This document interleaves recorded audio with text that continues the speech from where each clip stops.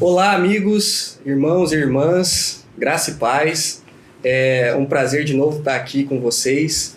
Vocês sabem que o nosso canal tem o intuito de divulgar o Evangelho de Jesus Cristo, o Evangelho da Graça.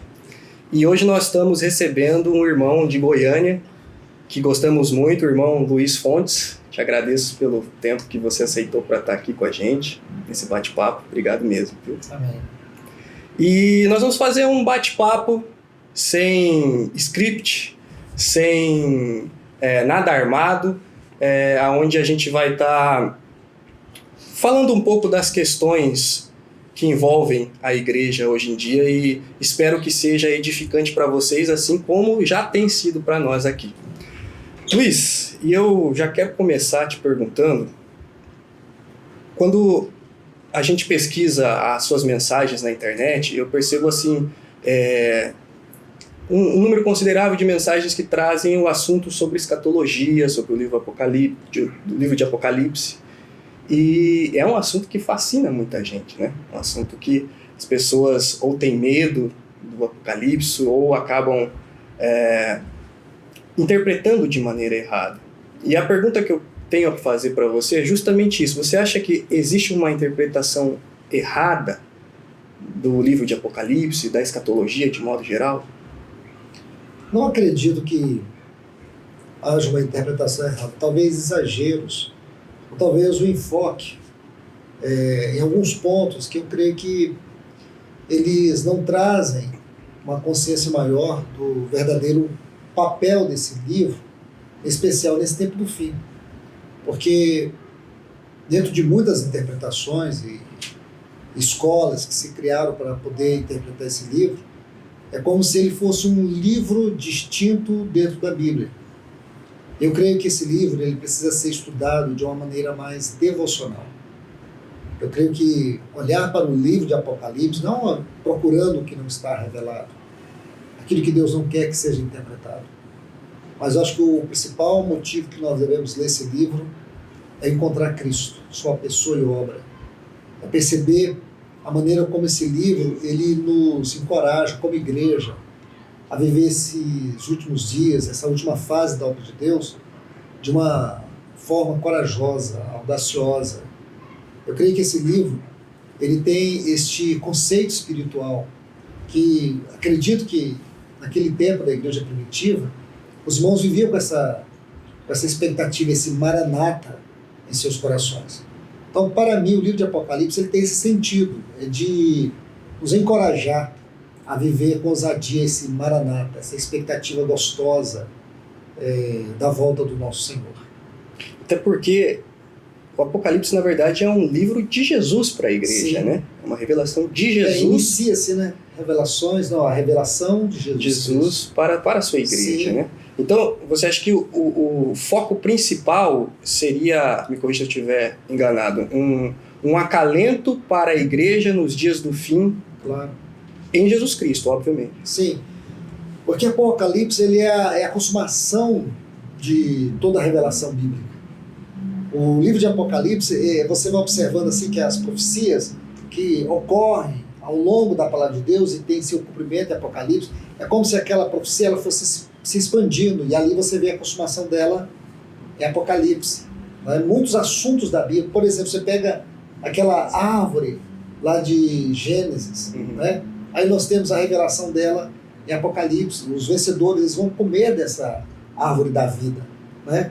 Então você vai perceber que existe uma linha que vai ligando esses pontos e em Apocalipse é revelado. Olha a grandeza.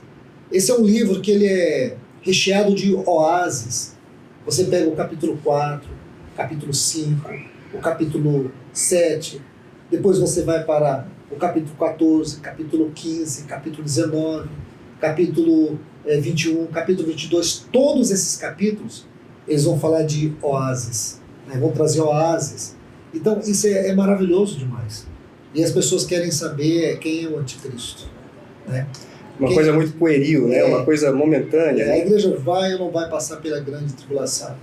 Alguns irmãos creem que vai, outros que acreditam que no meio da grande tribulação será arrebatada, outros acreditam que é depois da grande tribulação. Importante é nós estarmos preparados. Agora, se vai, se não vai, isso aí para mim é secundário. É o enfoque secundário, isso que eu queria trazer. O principal, lógico, e sempre vai ser, é encontrar Jesus Cristo em qualquer livro, né? Claro. Ali a gente percebe, quando o Senhor vem relatando as igrejas da Ásia Menor, e tem alguma relação com o período da igreja na história? Claro. Porque se você olhar a história da igreja, você vai perceber que existe uma didática ali, muito interessante. A própria história da igreja. E se você pegar aquelas 7 cartas, você vai ver que elas se enquadram perfeitamente dentro de 7 períodos, 7 estágios da história da igreja. Então você pode imaginar como isso é magnífico. Deus nos revelou a história da igreja, toda a história, em 2 capítulos. Então se você pega ali, desde a primeira, que é Éfeso, até a última, que é Laodiceia, é o que nós estamos vendo em todo esse decorrer da história. Isso para nós é magnífico, porque quando você termina de ler o livro de Apocalipse, qual a sensação que você tem? É que vamos vencer. É que a igreja vai vencer. É que Cristo é o grande vencedor. Diante de Deus só existe um vencedor, Cristo. E que nós fomos conquistados pela sua vitória. A igreja vai vencer. Não é Satanás que vai vencer. Não é o mundo que vai vencer. Não são as nações que vão vencer. É a igreja que vai vencer. Porque Cristo é o seu vencedor. Já tem o final do filme contado, digamos assim. É como se nós pudéssemos dizer para os irmãos, nós já lemos o final da história. Tudo acabou bem. Estamos todos em Cristo Jesus eternamente. O período que relatado lá, que faz menção, que faz jus ao que a gente tem vivido hoje, seria a Laodiceia. Montmagny, quero citá-lo aqui, ele faz uma referência interessante no livro Ortodoxia da Igreja. E ele crê, e é interessante olhar para isso, que as 4 últimas igrejas ali, se você pegar cada uma delas, né, vamos pegar ali Tiatira, Sardes, Filadélfia e Laodiceia. Em todas essas cartas existe uma menção da volta do Senhor. Então ele divide essas 7 cartas em 2 grupos.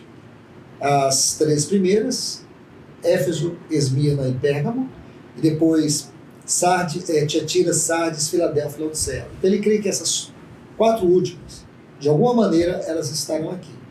Tiatira, que é prefigurada pelo catolicismo, a idolatria, né? Sardes, pelas igrejas reformadas, Filadélfia, pela igreja autêntica, a igreja, que podemos dizer assim, igreja com I, minúsculo, né? E Laodiceia, a igreja apostada. Então é interessante ver essa didática. Eu também gosto de ver dessa maneira. Talvez uma maneira mais simples, podemos dizer que Filadélfia e Laodiceia caminharão paralelamente. Eu acho que a grande ênfase está sobre essas 2 últimas. Elas caminharão paralelamente. Ou estamos no estado de Laodiceia, ou estaremos no estado de Filadélfia. Avivamento, né? O estado de Laodiceia, eu percebo muito isso hoje, assim. Por que isso? A igreja perdeu a identidade? Você acha que houve algum momento que as coisas saíram do controle e a igreja literalmente perdeu sua identidade? Então, para se tornar uma igreja apóstata, né? Sim. A análise aqui é mais microscópica. Aí você tem que voltar desde o início da história da igreja. O que foi que aconteceu com a igreja ao longo da história? Então, desde que os apóstolos morreram, aí vieram os pais da igreja. Então você pega aquela história que a igreja ela cresceu de uma maneira extraordinária dentro do Império Romano. Aí você vai pegar ali Jerusalém, Antioquia, Alexandria, Constantinopla, Roma. Essas igrejas se tornaram grandes centros do cristianismo. E depois, com a morte dos apóstolos e também dos pais da igreja, houve a necessidade de constituir entre os presbíteros anciãos alguém que tivesse maior preeminência de governo. E essas comunidades cresceram demais. E ali elas tiveram aqueles bispos que sobrepujaram os demais irmãos. E aí começa a história de um clericalismo. Aí quando você vai vendo, a igreja se fortalece. E dentre essas 2, a de Constantinopla e a de Roma sobrepujou as outras em domínio, em importância. E esses bispos também sobrepujaram. Então, quando você chega na história da igreja de 440, tem a divisão das duas, né? A ocidental e a oriental, e aí tem a romana e tem a ortodoxa. A romana, que cresceu muito, o Papa Leão em 440 reivindica, né? Leão em 440 ele reivindica ser chamado de Papa. Então você vai vendo todos esses desvios. Até aí a igreja já teve vários desvios doutrinários. E esses desvios, eles vão sobrepujando as demais comunidades cristãs, sufocando elas. Houve muitos movimentos, a gente pode pegar muitos movimentos na história, de Wycliffe, John Hus, até chegar a Martinho Lutero. Aí você vai ver que houve a reforma, mas essa reforma, por mais que ela tenha sido extremamente importante, nós não podemos ignorar isso, mas ainda não trouxe a igreja em termos de comunidade, em termos de autenticidade. Tivemos uma reforma do ponto de vista da doutrina, da fé, mas a igreja ainda não havia alcançado essa integridade de testemunho. Então, por mais que houvesse o movimento dos irmãos da Irlanda, enfim, o movimento da vida interior na China, muitos movimentos maravilhosos, os puritanos, porém a igreja não recuperou o seu real testemunho. Todos nós aqui somos frutos de movimentos, né? Porém, é importante nós termos a consciência do que realmente é a igreja. Porque a identidade da igreja não é institucional, não é de uma organização, não é de um sistema, não é de uma instituição. Porque a identidade da igreja é orgânica, ela é o corpo de Cristo. Ela não tem que estar sendo sustentada como uma empresa, como uma instituição religiosa. Ela é espiritual, ela tem caráter celestial. Então nós precisamos entender que os parâmetros que definem a igreja são celestiais. E a nossa grande luta é poder mostrar isso para os irmãos, que a igreja é o corpo de Cristo. E se nós não entendermos, nós não chegarmos a essa conclusão, vamos aí passar mais alguns anos e a tendência, se nós não observarmos isso com seriedade, é que a igreja ela vai perdendo o seu testemunho. Porém, é claro que nós cremos, o Espírito Santo está aqui, ele vai impedir que isso aconteça. E como ele tem falado a você, a mim, a tantos outros, nós temos visto que há avanços extraordinários e vemos por toda a história, Deus nunca ficou sem o seu testemunho na terra, né? Mesmo quando ele levou o povo de Israel para a Babilônia, ali ele tinha os seus remanescentes. Deus tem. Assim como Jesus, quando ele vê o mundo, tinha um pequeno remanescente, temos que nessa segunda vida também haverá um remanescente aqui para recebê-lo ou para se encontrar com ele. E essa questão de ser igreja, que você está enfocando, ela tem alguns pilares. Por exemplo, a gente percebe hoje que tem comunidades, de modo geral, que prezam mais pela doutrina, mas não têm experiência, e algumas vice-versa, têm uma experiência, mas não têm a doutrina. Existe algum pilar ou pilares para ser igreja? Sim. Sem ser de modo institucional né? Nós não precisamos de um estatuto, nós precisamos da palavra de Deus. Então, lá em Mateus 16, Jesus colocou ali 4 pilares. Se você ler desde o versículo 3 até o final, ele colocou 4 pilares: Cristo, a igreja, a cruz e o reino. Estes são os 4 pilares da doutrina apostólica. Tudo que os apóstolos falaram em termos de doutrina no Novo Testamento tem aqui esses 4 pilares. Só que a vida cristã ela tem que ser equilibrada. Então aqui nós temos a doutrina, e a vida cristã é doutrina e prática, né? Paulo nos dá uma didática linda disso, lá em Efésios, capítulo 1, 2 e 3, doutrina. 4, 5, 6, prática, né? Então, aí, o que você compreende? Lá em Atos 2,42, nós temos: e perseverava na doutrina dos apóstolos, comunhão, partir do pão e as orações. O que era a doutrina dos apóstolos? Atos 5,42 vai dizer: eles não cessavam de ensinar e de pregar que Jesus, o Logos de Deus, é o Cristo, né? Então, a doutrina deles era uma mensagem viva. A mensagem viva foi que revolucionou o mundo daquela geração, ou daquelas gerações. Então nós vemos aqui essa parte da prática, também temos a doutrina. Então, doutrina e prática, né? Isso é fundamental para que a igreja caminham seja juntas, né? estritamente bíblica, né? Senão não é igreja, né? É qualquer outra. Porque hoje a gente vê, agora a gente pode entrar talvez num assunto que seja um pouco polêmico, mas a gente vê que, de fato, o evangelho bíblico, o evangelho de Jesus Cristo mesmo, o evangelho da cruz, do caminho estreito, ele não está sendo pregado de modo abrangente, né? A gente vê muito essa teologia do coaching, que, ao meu ver, é totalmente o contrário dos ensinamentos de Jesus. Como que você vê essa questão, essa nova onda aí seria uma teologia da prosperidade modernizada, talvez? Talvez. Você não está errado em pensar assim. O que eu vejo, sabe, Mateus, é que sempre foi assim. Eu sou cristão desde criança, então eu vi muitos movimentos surgirem. Movimentos que reivindicavam ser uma resposta de Deus para aquela geração, para aquele tempo. Muitas ondas. O Espírito Santo nunca surfou em ondas, né? O que o Espírito Santo fez na igreja primitiva é o que ele faz hoje. A maneira como Deus agia lá, ele age hoje. Deus não precisa de novidade, nem de se adequar à nossa maneira de viver e pensar. Ele é sempre, eternamente Deus. O que existe hoje são essas estranhas tentativas de se resgatar o verdadeiro testemunho cristão. Mas, na verdade, é uma maneira que essas pessoas não percebem que Satanás está induzindo elas a se adequarem às formas, ao modelo, ou a se conformar com o mundo. E interessante é que as pessoas olham isso dando certo e acham que é a verdade de Deus. Olha o exemplo de Cristo, o exemplo de Paulo, o exemplo dos apóstolos. Como que eles terminaram? Se a gente for pegar Cristo, como também todos os seus apóstolos, eles não cabem dentro dessa teologia coach. Entendeu? Não cabem, não se enquadram. Então, quando nós olhamos para a palavra de Deus, a gente precisa ter essa sensibilidade de perceber o Espírito Santo nos revelando Cristo. Eu creio que esse é mais um modelo que ele tende a falhar. Porque outros falharam. Eu me lembro quando, não sei aqui na região do Mato Grosso, mas em Goiânia entrou o movimento G12. Varreu a cidade de Goiânia. Varreu o estado. Quer dizer, se você estava fora daquilo, você estava fora da luz. Né? Você estava fora do mover de Deus. Cadê esse movimento? E outra, você pode perceber que esses coaches, o que eles mais querem é induzir as pessoas a segui-los. E assim, o que eles vão ter? Grandes seguidores dentro de uma realidade virtual.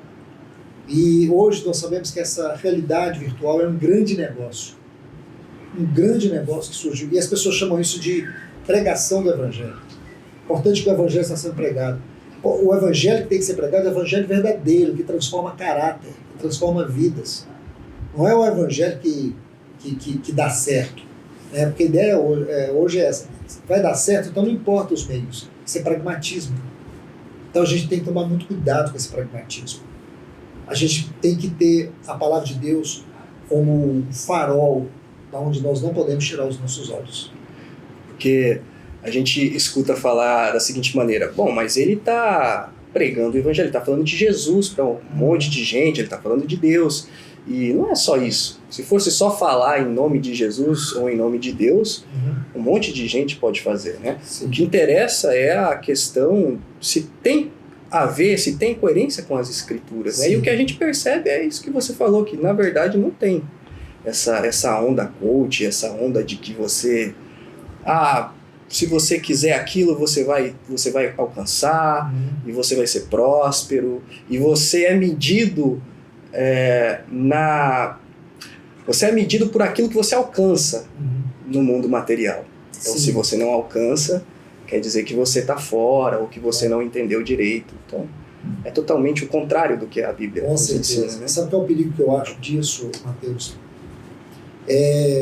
Esse tipo de evangelho, entre aspas, porque para mim de evangelho não tem nada, Concordo.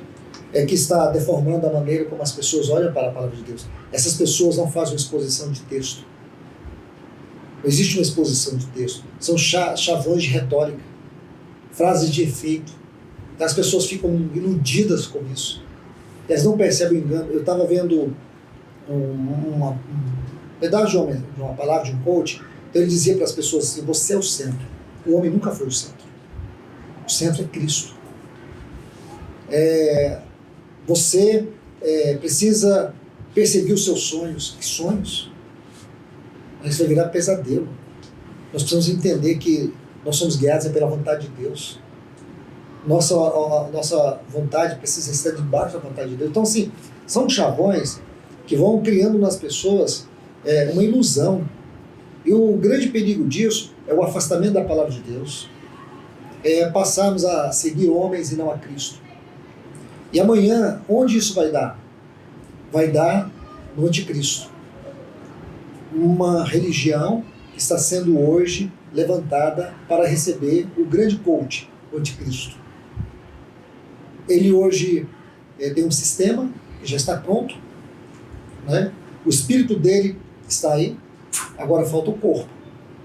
Então o grande perigo é esse, a igreja abraçar esse tipo de mensagem, esse tipo de preletor, de pregador, seja lá ele quem for, e não perceber que isso na verdade é uma terrível sedução espiritual, que vai levar as pessoas a uma degradação.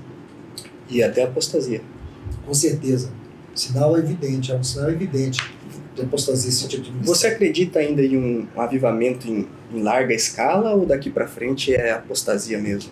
Eu creio porque no livro de Joel nós vemos ali uma promessa de 2 chuvas, né? A temporã e a serode. Então a temporã ela corre primeiro, né? E depois é a serode, que é a preparação para a colheita, né? Aí nós olhamos, o livro de Joel é profético. Essa temporã já aconteceu lá em Atos 2. Agora a chuva seródia, que é a chuva da colheita, ainda não aconteceu. E eu creio que vai haver um avivamento, talvez diferente de tudo que houve, porém será um avivamento muito grandioso. Eu creio que será um avivamento da purificação da igreja, do chamado da igreja. Um revestimento de amor e comunhão, de cooperação mútua, de cuidado, de haver entre nós uma entrega mais profunda e devocional a Deus, que é a preparação para a volta de Cristo. E nisso estaria incluso, desculpa cortar, nisso estaria incluso a comunidade de Israel já? Ou... Olha, lógico, afirmar, mas assim, na sua opinião. Eu não creio. Eu sinceramente sei que Deus vai tratar com a nação de Israel, mas é muito delicado olhar isso de uma maneira genérica. Uhum. Né? Porque, não sei se você já esteve em Israel e se tem acompanhado os movimentos de Israel, a gente vê que dentro de Israel existe sim um povo piedoso que está orando lá e aguardando a vinda do Messias. Eles têm comprometimento, eles têm uma fé, eles têm um anelo. Mas também dentro de Israel existe uma grande população de judeus que é um povo comum, de homossexuais, de pessoas perdidas, lá tem boate, lá tem tudo. Então a gente não pode generalizar esse movimento. Eu creio que aquilo que Paulo diz, né, mesmo que os grãos de areia sejam, mesmo que o número de Israel seja como os grãos de areia do mar, só os remanescentes serão salvos. Então, se a gente generalizar com a pessoa só por ter nascido israelita, judeu, ela será salva, eu acho que isso é meio perigoso. Muitas pessoas sustentam assim. Eu olho isso com cuidado. Mas eu sou sincero em dizer, para mim, analisar as profecias concernentes a Israel de uma maneira genérica é perigoso. Para mim, tem sim um remanescente que tem preservado o testemunho, o anelo pelo Messias, guardam com reverência a santidade do Antigo Testamento, da lei, dos profetas. Eu creio que para esses haverá sim um resgate, mas não posso pensar de maneira genérica. Claro. Mudando um pouco de assunto, ontem a gente estava conversando a respeito de comunhão com Deus. Aqui no canal a gente já fez alguns vídeos em relação a isso, para que a gente se achegue mais e conheça mais o Senhor. Quais são os pilares, os fundamentos que eu preciso ter para conhecer mais o Senhor? Eu quero conhecer mais. Às vezes pode ser uma questão, uma dúvida de alguém. Eu quero conhecer mais o Senhor. O que eu devo fazer? Quais são os pilares para a comunhão com Deus? Mateus, eu acredito que no momento que você converte a um novo nascimento, o Espírito Santo, ele é um grande interessado em nos revelar mais Cristo. O Espírito Santo, ele não arromba o coração de ninguém. Ele é um cavalheiro educado. Nós precisamos entender que ele habita em nós E ele veio para magnificar Cristo na nossa vida. E ele nos abre oportunidades para isso. Nós precisamos ter uma vida de disciplina. Disciplina na oração, disciplina na comunhão com Deus, na sua palavra, disciplina em nossa comunhão com a igreja, com o corpo, com a nossa responsabilidade espiritual. A melhor maneira de você poder olhar isso é colocar a palavra devoção. Talvez aqui a palavra devoção e também a palavra disciplina sejam duas palavras que podem nos ajudar a como você ter uma vida espiritual profunda. Porque quando você não tem vida espiritual, você tem espiritualismo. Quando você não tem uma fé autêntica, você vai ter religiosidade. Que é a questão da experiência versus doutrina. Sim. Tá aí, junto aí. Então nós temos que entender que é um caminho para percorrer. E eu preciso saber que eu tenho responsabilidade. Existe a graça, mas tem a responsabilidade. Então, vou cultivar uma vida séria com Deus em oração. Vou cultivar uma vida séria com Deus na sua palavra. Eu quero aproveitar o máximo da comunhão com os meus irmãos. Quero levar isso a sério. Então, à medida que você propõe fazer isso, o Espírito Santo vai te levar por um caminho talvez estreito, talvez difícil. Mas você vai saber que a face de Deus vai se revelando em cada experiência. Eu converti, eu era criança, né? Tinha 7 anos. E eu olho para trás e vejo como foi maravilhoso. Todas as experiências.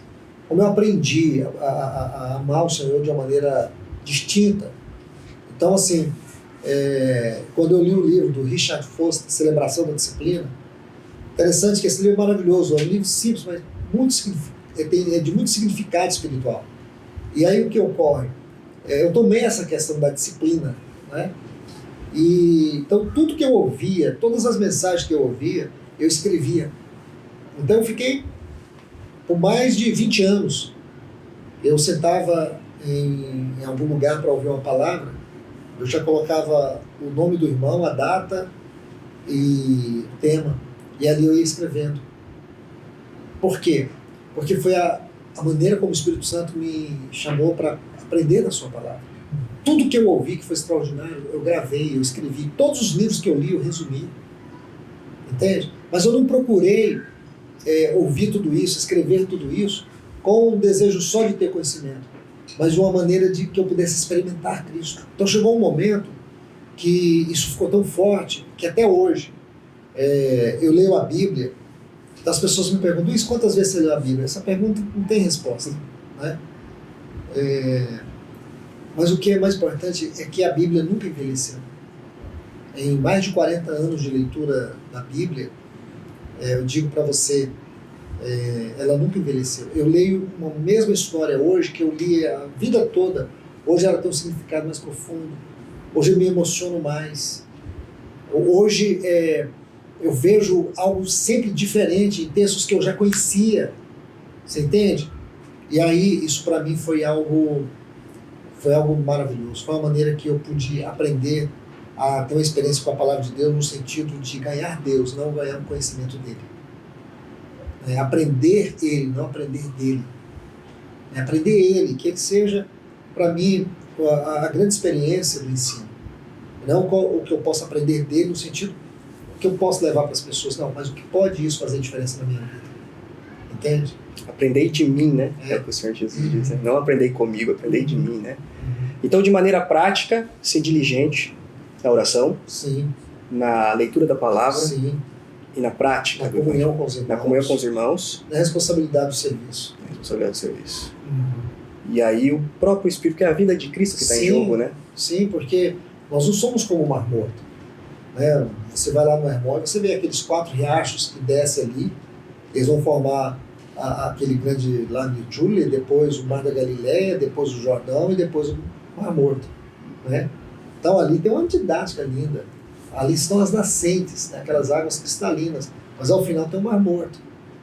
Né? E o Mar Morto, o que ele faz? Só evapora, só tem sal. Agora você percebe o que o Senhor está nos mostrando? Você quer ser o Mar da Galileia, você quer ser o Mar Morto? Tudo vem de uma mesma origem. Né? Então a gente quer ser o Mar da Galileia, então seja frutífero. Tem alguma mensagem ou alguma coisa na sua caminhada cristã que você, principalmente uma mensagem, você fala assim, ó, me arrependo de ter pregado essa mensagem. Tem alguma coisa nesse sentido? Eu creio que todas as vezes, né, que a gente compartilha algo, talvez você fala por emoção, você fala sem direção do Espírito. Algumas vezes que você viu a coisa no natural e não discerniu. Eu creio que em muitas oportunidades eu tenha feito isso, né? Que para mim foram grandes lições, de ter que aprender que qualquer mensagem ela precisa ser pregada, mas que primeiramente eu preciso cultivar isso em oração com o Senhor. Então a gente corre um risco de muito exercício do ministério, do serviço ao Senhor, você querer não perceber que você está funcionando no automático. Ou então, que de repente numa circunstância você foi afetado emocionalmente, ou às vezes se indignou, e ali uma mensagem foi ministrada. E a gente precisa saber que temos que nos arrepender, porque aqueles que ministram a palavra receberão mais duro juízo, segundo Tiago, né? Não querem ser mestres, né? Então, isso para mim foram lições que eu aprendi para ter um coração descansado no Senhor e entender que o ministério, em primeiro lugar, ele é ao Senhor. Se diante do Senhor, na comunhão com Ele, com a sua palavra, eu não tive um ganho para poder servir, então que eu não sirva. Entendi. Meu irmão, estamos chegando ao final. Vou deixar, se você quiser fazer uma consideração final para quem nos acompanha, alguma mensagem, alguma questão, fique à vontade. A minha palavra para todos vocês, eu sei que boa parte das pessoas que seguem esse canal são jovens. E a minha palavra para vocês é aquilo que está ali nos primeiros capítulos do livro de Daniel. Se você pegar o capítulo 1, 2 e 3, você vai ver que ali havia um grupo de jovens, Daniel e Sadraque, Mesaque e Abednego. Jovens que viveram, podemos dizer assim, um momento obscuro da história do povo de Deus. Momento crucial de limitações, de apelos profundos para que eles se misturassem. E você vai ver que aqueles jovens, Daniel e seus companheiros, eles nunca se misturaram. Eles se mantiveram íntegros dentro de uma sociedade moralmente, espiritualmente degradada. Assim como os nossos dias. Então a minha palavra para esses jovens, para todos vocês que estão me ouvindo aqui, me vendo, é que vocês se mantenham íntegros. Ousem ser como esses jovens. Apesar das limitações, dos apelos, das dificuldades, mantenham-se íntegros. Porque com certeza, assim como o Senhor guardou Sadraque, Mesaque e Abednego naquela fornalha e também Daniel na cova dos leões, Ele guardará as suas vidas. Um grande abraço, Deus abençoe a todos. Obrigado, Luiz, de novo, por ter aceito o nosso bate-papo. Irmãos, amigos, espero que tenha sido tão edificante para vocês como foi para mim e para todos que estão aqui acompanhando. Que o Senhor continue alcançando vocês. E se esse bate-papo respondeu alguma dúvida, se foi importante para você, compartilha com um amigo, com um parente, alguém, porque isso vai ajudar com que a plataforma recomende mais os nossos vídeos para que esse evangelho seja difundido. Amém? Espero ver você mais vezes. Um grande abraço e fiquem com Deus.